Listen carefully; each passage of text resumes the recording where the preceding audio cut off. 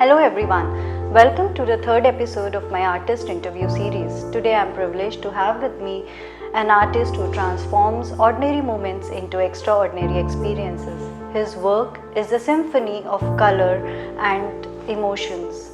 His dedication and passion makes his art captivating. He is an exemplary teacher, a very down-to-earth person, a true master.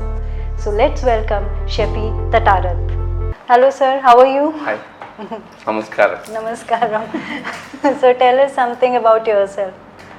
I don't know where to start actually, because there are many parts already I have started, I have explained and all so which... From the beginning, we would like to know about everything about you today how the very I beginning. reached Oman, how I Yes. I started my career, or which part you want to So know? first let us know how you came to Oman and then how you started your art journey. My dad was here actually. He was working with defense. He was in. Then I started my career as an advertising, which is not my cup of tea anyway. So I was struggling there, Okay. and I had a lot of difficulties there. Then my first portrait anyway, I tried there, but it didn't work out, and because they were torturing literally, because some ego and something like that, which I don't want to really talk about, and because that people, they also shattered later, whatever they did to me, so many bad thing. So anyway, then I went to one restaurant come entertaining amusement park in Al Hail. Okay. It's called Abdullah Al Baram was the owner. So they call it is like an amusement park. But I don't know whether it's a park or something. They have a function arrangement hall, everything. So my part was I introduced myself as a painter there. They introduced me. That was also really funny. So my dad took me for an interview. So straight away that Albaram asked me, "Can you draw me?" Okay. I was so frightened and I couldn't do it, and it was very bad. Because I was shivering but somehow I finished. And this was in which year? 1995. Okay. Early January, I can say that. Okay. So then he asked me to draw, and I really failed. I couldn't do it. I did, but because I was really scared.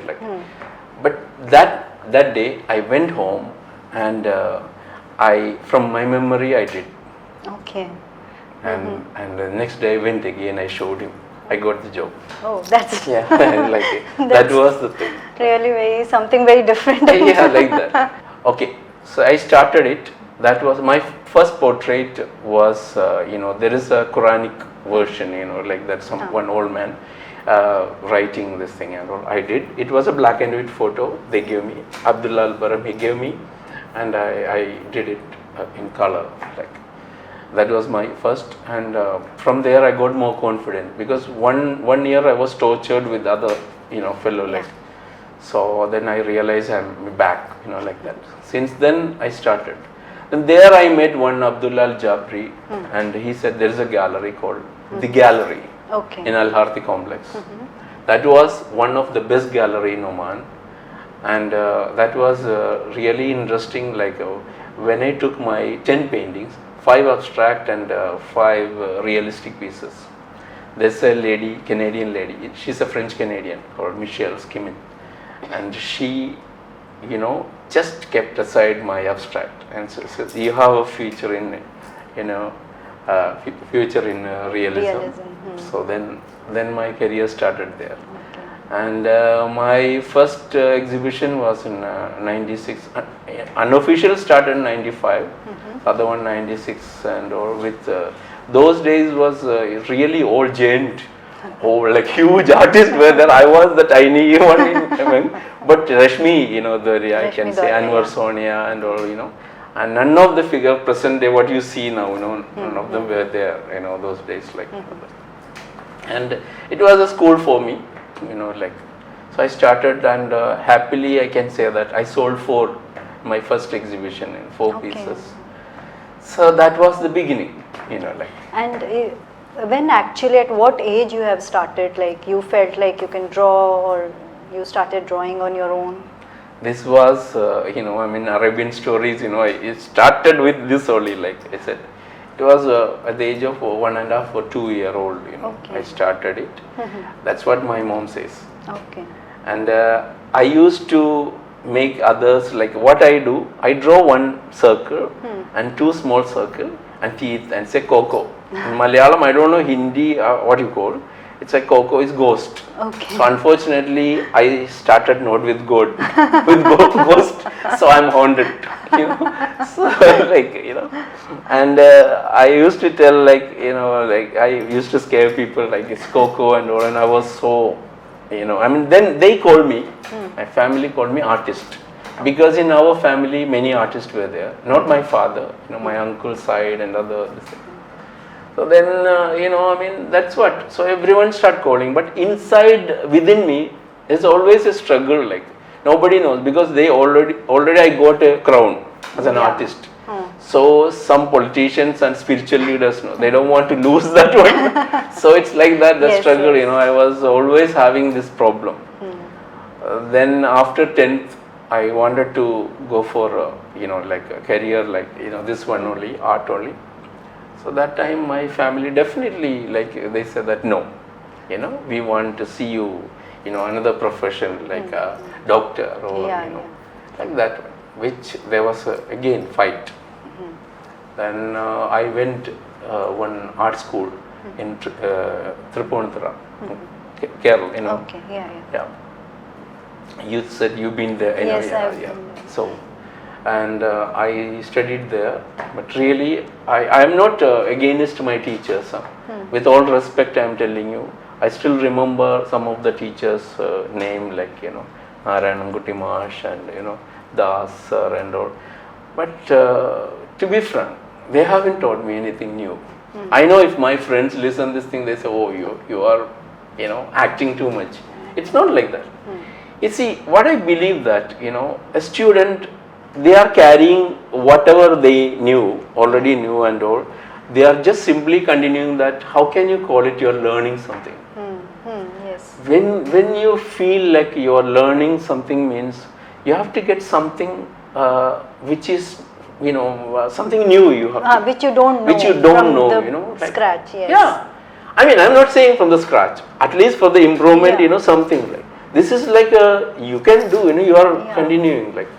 So then, I mean, that part was, I was not happy and I didn't even complete the exam, Okay. But later here when I came Oman, that part really backstabbed me. Because if I got any diploma or something, I would have easily got job.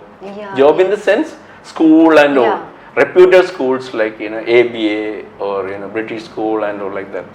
But because of that, I didn't get it. Because I approached there and this was the drawback. So there are always, I mean like a good and bad side for any of this thing and all.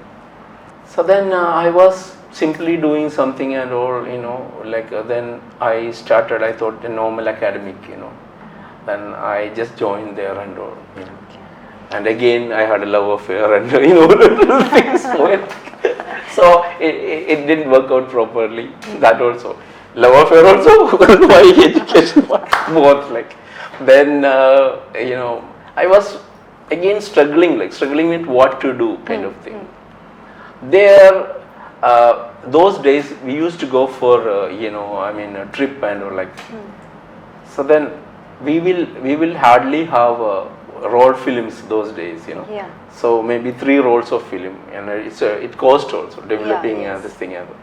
So I had 3 albums. So my friends used to keep. It is like a one day you will keep and the other day it's like that. And we have good photos.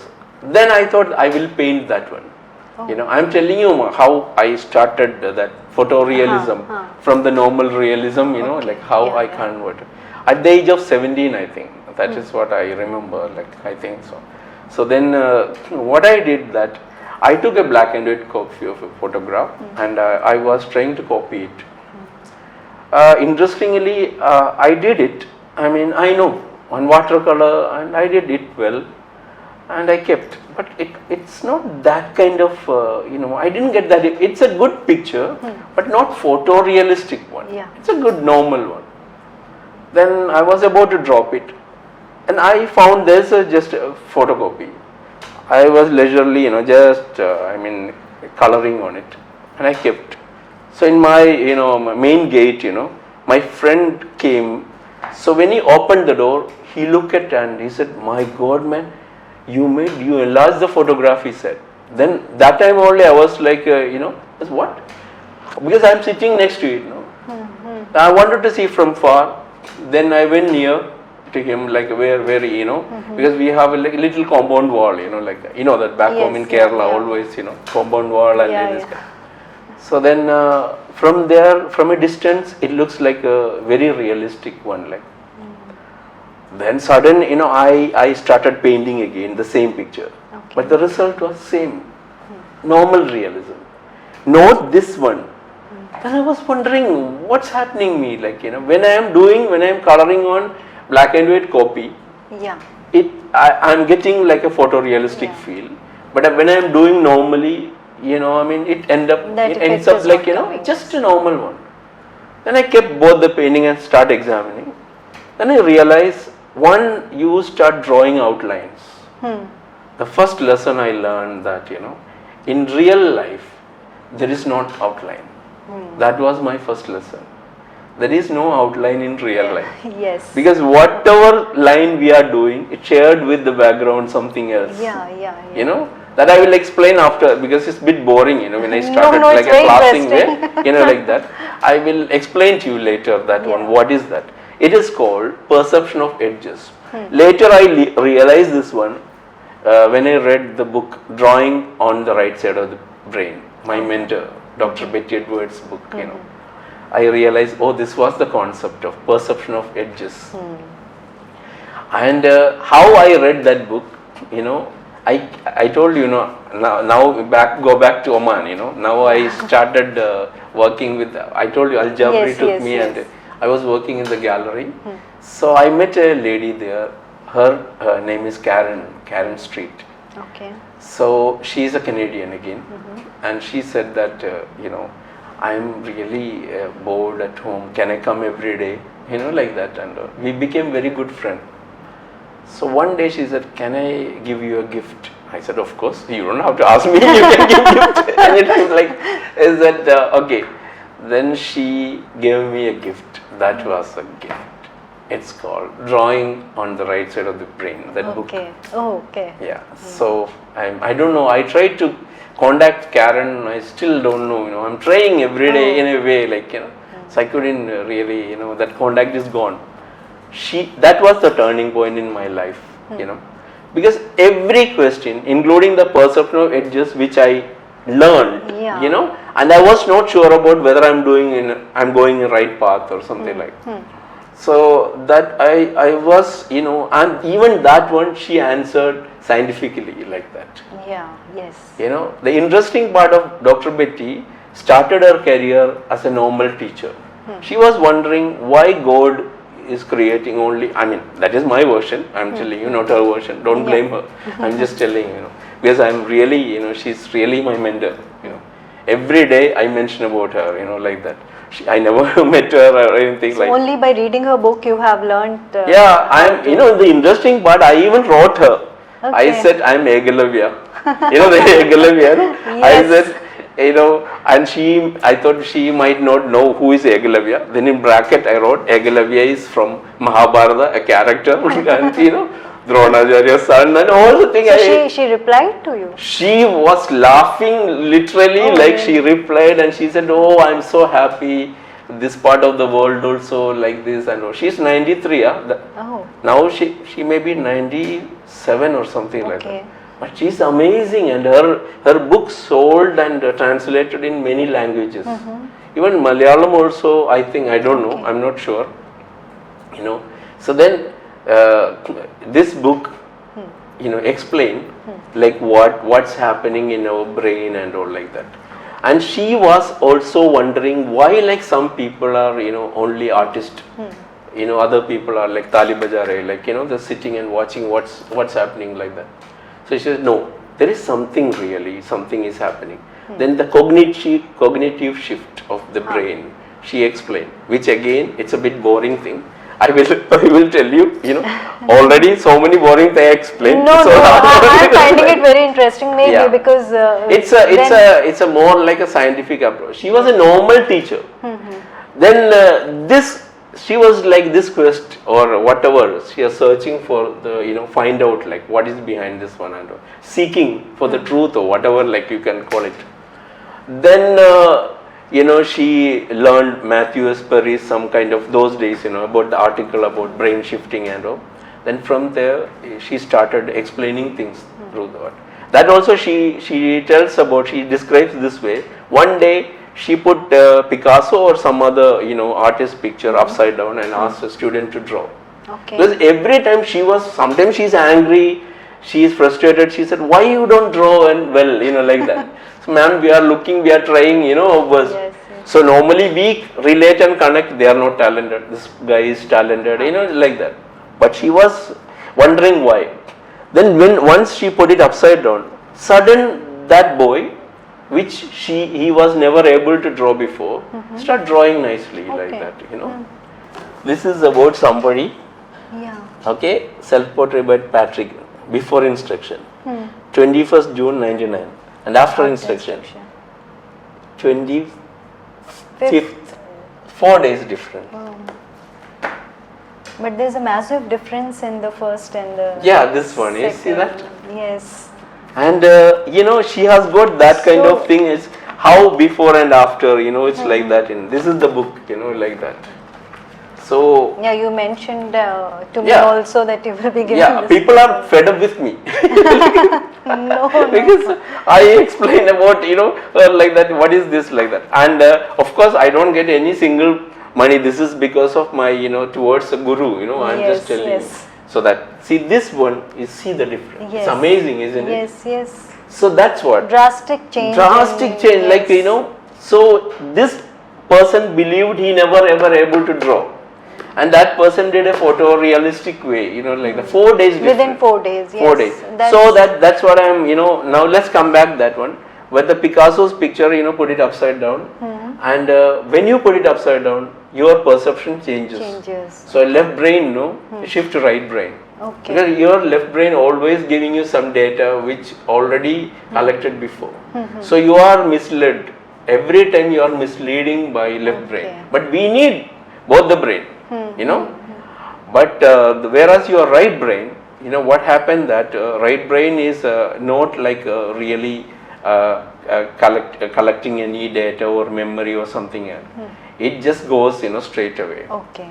Even the rain dance for right brain, choreograph for left brain. Okay. And we are seeing everything in a zigzag fashion. When you see something, it's going to right brain scanned by left brain. Zigzag fashion, everything. All the cool colors is for right brain, warm colors with left brain. It's an amazing thing, it's happening. Okay, so these are the, I know it's not a brief, but this is roughly, I'm just, I collected from here and there and I just gave you like that. This is how this thing, and I had that conversation and she was so happy with her. Betty was very happy, and with her permission only, like like I am using her techniques. But before, even I had a conversation with, before also, I was using this one, which I was not sure about whether this is right or wrong. Now with the certificate from her, And by the way, the Betty, when started explaining scientifically, everyone start arguing, especially scientists and neuro a specialist and all. They say that this lady is just an artist, she's interfering in our business. You know what she did? She got PhD. She got doctorate. Now she's Dr. Betty Edwards. And the same thing, like this kind of thing. So you have shown your work to her? She has seen your work? No, not Have really. you ever sent her your... No, I haven't, like that. She may be very busy, because which I don't Yeah. want to. This is for me. This was very much enough. Like in this kind of thing, I was so happy. I was running with a letter here, and my wife was wondering, this guy is gone mad or what? Like, So you're still in touch with the no, building? I'm not. Like, Okay, yeah. you're not in- Sometimes I'm afraid. Like, I don't want to spoil it. Like, Yeah. once you got a good response and continuously, I don't want to spoil it. And she's from which country? She's from US. Okay, Like, she's yeah, from US. yeah, But California. Yeah. that's a very different and Yeah. something which we always see in movies that it happens. I think something Lives like in that. Santa Montana, California. Yeah, like that. yes, So yes. like that. So that's the thing, like that. So a guru can be anywhere in the world, and Oh, it's that- not necessary to be present. That's a famous word, no? Yeah. When a student is ready, Guru appears. Yeah. When a student is really ready, Guru disappears. You know why? Because there is a stage. What happens that you will feel the real meaning of what is disciple and what is Guru and all. It's a very complicated subject. yes. Like that. Like Buddha said, no. Buddha's famous word is, if you are starting with a impure mind, misery and sufferings will follow you like a cartwheel following a draft animal. If you are starting with a pure mind, like your shadow which never departs, like that, it Yes, will I follow you agree. like that. Yes. So it means what? If you take it simply like a shadow or like a suffering, not that one it Yeah, meant. yes, It really yes. meant be positive. Yeah, correct. And be positive, Yeah, like. yeah, true. That's the thing. Then there will be, there is so much conflict everywhere, fight and all, like. Yeah. If you really understand, like, I think, nobody fights like that. Like Rumi said, no, wherever you look, you are seeing you there. Then how you hit? Yeah, that's true.